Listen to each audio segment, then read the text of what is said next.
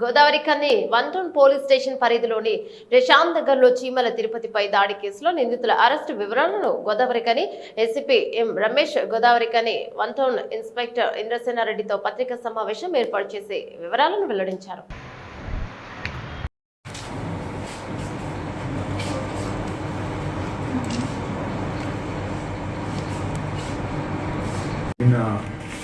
గోదావరి కని వంటూన్ పరిధిలోని ప్రశాంత్ నగర్ కాలనీ లోపల చీమల తిరుపతి అనే వ్యక్తి మీద రాగుల రాజశేఖర్, భువనగిరి రాకేష్ అనే ఇద్దరు వ్యక్తులు కత్తులతోటి చంపడానికి ప్రయత్నం చేయడం జరిగింది.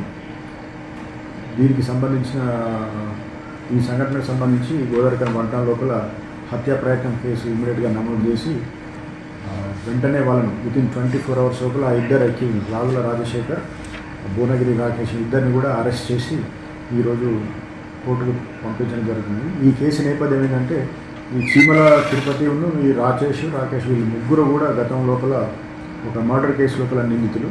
దానికి సంబంధించి ఆ మర్డర్ కేసు విక్టిమ్స్ తోటి కాంప్రమైజ్ చేసుకోవాలనే ప్రయత్నం చేస్తే తిరుపతి సహకరించడం లేదనే ఉద్దేశంతో రాకేష్ ఇద్దరు కలిసి నిన్న అతన్ని చంపడానికి ప్రయత్నం చేశారు. చంపడం వల్ల ఆ కేసులో మెయిన్ కేసులో తప్పించుకోవచ్చు అనే ఉద్దేశంతో వీళ్ళు చేయడం జరిగింది.